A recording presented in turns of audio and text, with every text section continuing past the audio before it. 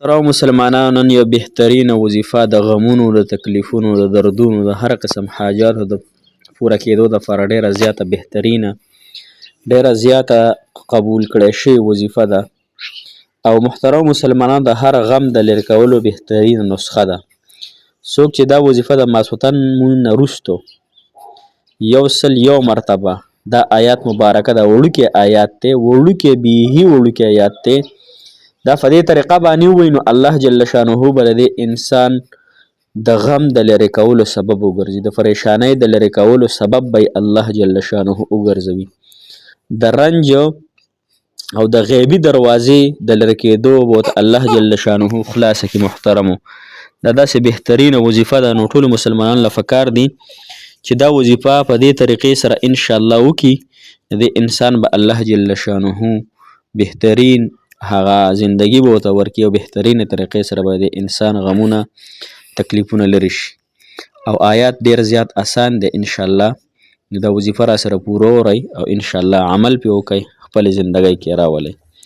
السلام علیکم ورحمت الله وبرکاتو. ډېرو معززو محترمو قابل قدر مسلمانان رونو خویندو، هغه مسافر کوم چې بهر وطنونو کې دي هغه مسافر له دې الله تعالی د زړه مرادونه حاجتونه پوره کړي.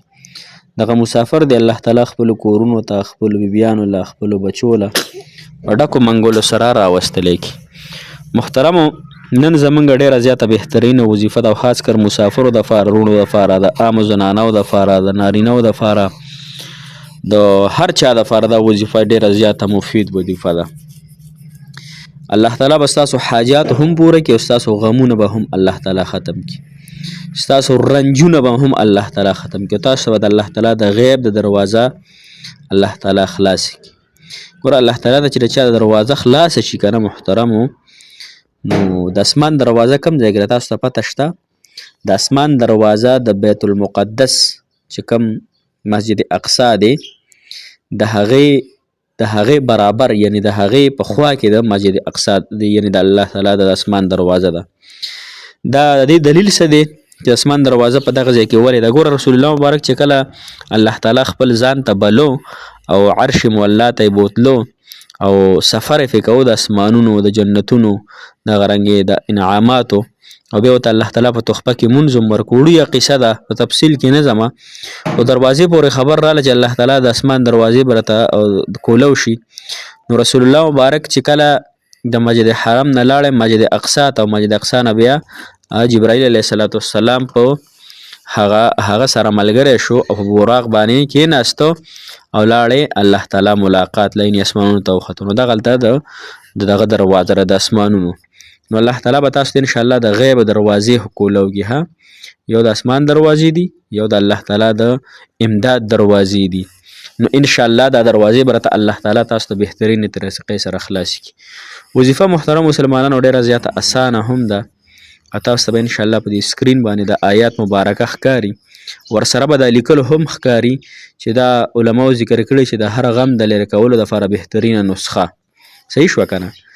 چې څوک د ماسخوتن د لمونځ نه وروستو 101 مرتبه، صحیح شوه که نه، 101 وارې دا آیات ووایي، په هغه باندې به د هر رنج او هر غم څخه د لرې کولو غیبي دروازه خلاصه شي.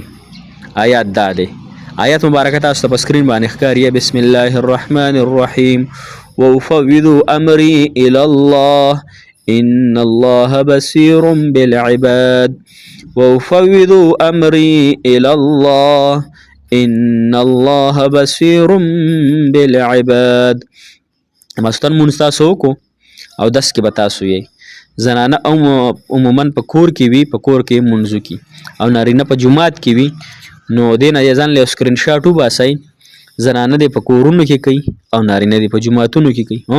کو نارینه وایي چې اکثر اوس دې وخت کې جوماتونه هغه اکثر بندېږي، نو چې ته دا آیات 101 مرتبه وایې، کم از کم 10 منټه خو پرې لګي، 15، نو خیر دی نارینه دې هم راشي کور ته او په کور کې دې د خپلې بیبي خوا ته یا ځان له چې څوک واده ماده نه دی کړی ځان له دې کښېني په مصله باندې او دا آیات مبارکه دې ولولي 101 مرتبه، او بیا د الله تعالی نه خپل حاجت دپاره دعا وغواړي، ورسره د 2 رکعته نفل هم صلات حاجت وکړي چې الله تعالی ما دا ستا د کلام وظیفه وکړله او ورسره مې د صلات حاجت مونځ هم وکړو الله زما دا غمونه ختم کی، الله تعالی زما دا پریشانای ختم کی، الله تعالی زما دا حاجات پوره کی.